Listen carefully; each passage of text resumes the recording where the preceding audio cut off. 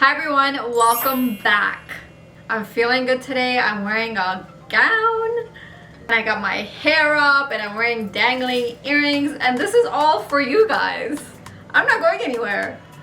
I actually work from home. My full-time job as an accountant is working from home. So YouTube videos is basically the time where I get to get ready. It's a good thing that I am filming every day now. I am doing Vlogmas, so I get to put on makeup every day, which I do try to wear makeup even when I'm working from home because I do like testing out the products. So if I don't put on makeup, how am I gonna know what's good and what's not? And when we're talking about what's not, is these luxury products that I'm gonna be talking about today. And luxury products, when they're not good, they're even more disappointing because you spent a lot of money. The more money you spend, the higher your expectation. And when they don't perform well, the higher the disappointment. Oh my God. Let's start off with the newer ones, the releases that were launched this year. One is really sad, but this is the Patrick Ta palette. And I know a lot of you can relate with this. This could have been amazing. It could have been the same as the first one with different shades and something interesting and pretty, but these two shades right here is what really just made this a very disappointing product. A lot of people didn't know what to do with this sort of creamy highlighter, and even this highlighter I didn't think was like the most amazing highlighter.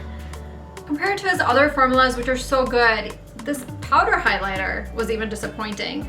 We're not even talking about the cream highlighter, which nobody knew what to do with it. It's still a pretty palette, it's still pretty packaging. If you like collecting makeup, especially if you like collecting Patrick Ta, you could still enjoy this. I really like this shade right here. The pigment works out for me, but I did hear there were some concerns about the pigment of the blushes in this palette. If you like collecting these, then not necessarily a bad product, but if this was your first Patrick Ta product and you were really hyped up about it and then you got this, then I can see how disappointing this would be. I hope that the next launch that he does of this type of palette is better. Maybe put a bronzer in there. Maybe not every single thing needs to be a cream and a powder. I mean, maybe next time throw a bronzer in there. I don't know. It's hard to make a face palette work for everybody. Maybe not launch special edition packaging only. Launch a couple of them. One for light, one for medium, one for dark. Patrick Ta is pretty popular now, and I feel like if he launched more than one palette, people would purchase it. Not sure if this one was released this year, but this is the One Size Blurring Balm. Not a bad product when it comes to the coverage and everything, but it broke me out. And I'm not like acne prone or anything like that, but this really clogged my pores and then gave me like texture bumps all over my face. And this is not the only one size product that it happened with. I also have used his like spray makeup remover thing, and I felt like that also gave me bumps on my skin. So I'm not sure if there is some sort of basic ingredient that is being used in all of his cream products. Like now I'm afraid to use his primer. Like, is that going to cause me to have clogged pores and pimples? I'm afraid to use it now, given that two of his products have caused me to break out. Even overall, I feel like the brand is starting to be a little disappointing, especially with the latest launch, the Mickey Mouse one. The palette looked really cheap. Like, it's something I can find at Five Below, unfortunately. Like, I'm not sure what's going on. I'm not sure if, again, I would be completely speculating, but sometimes people have mental health issues and they're not able to give their work everything that they have potential of giving. you know, it happens. It's happened to me, where you are a star performer and then you are struggling every day. So, you know, I'm not here to judge anyone, but looking at the products, the latest release was disappointing, and I have experienced some bad products from the brand. Another release, Laura Mercier's lip crayon. Nice when it comes to applying on your lips, but it's not a 12-hour wear. And shocking how brands make all these claims about lasting for the whole day, 24 hours, 12 hours, and this basically comes off of your lips in a couple of hours. Like, not entirely sure how they were expecting this to be lasting all day long.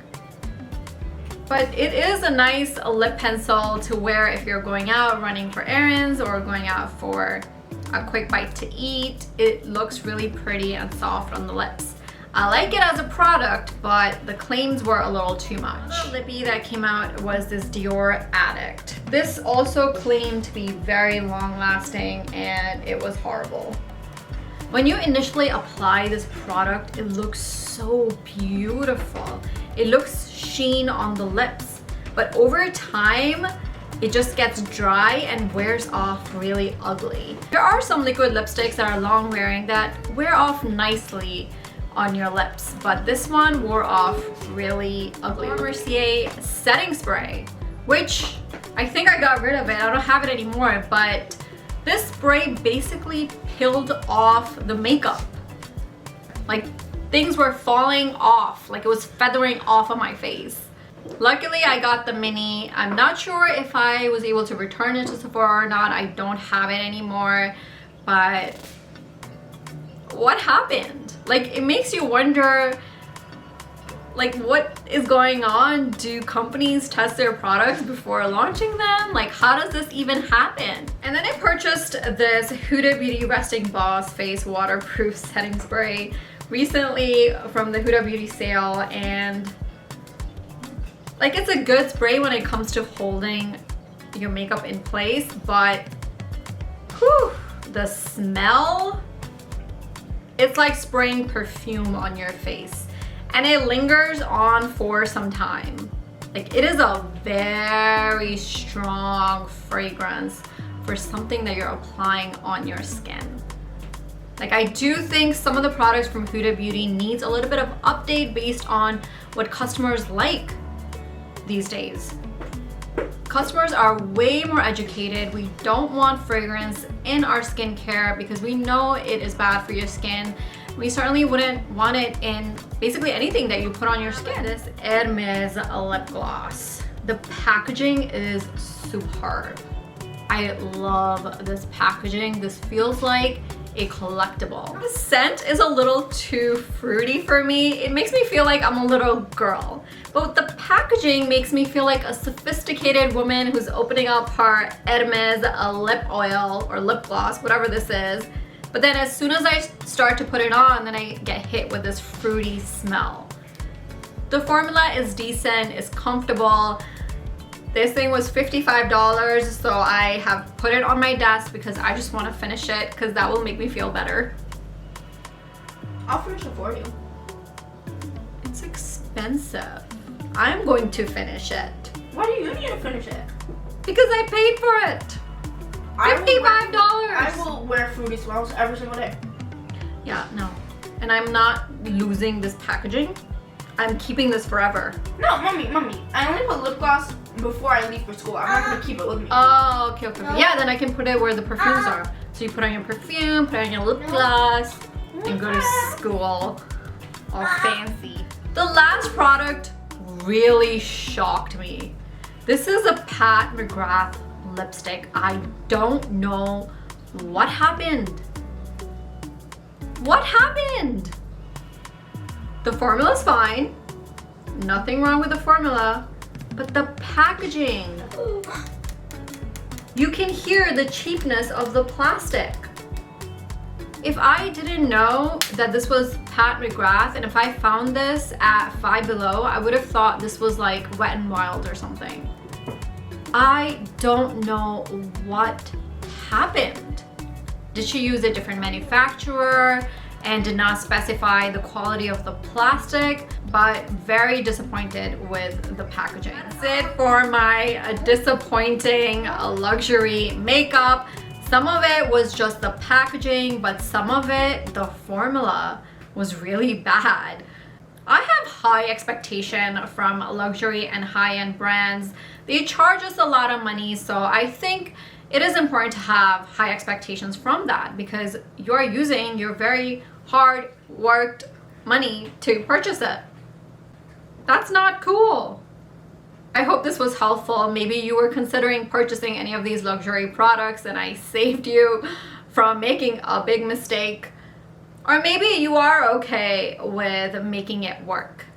And that's completely fine. It's just these products were just not for me, or they disappointed me, and some of them I do use, as I mentioned, but they were definitely disappointing when I initially got them.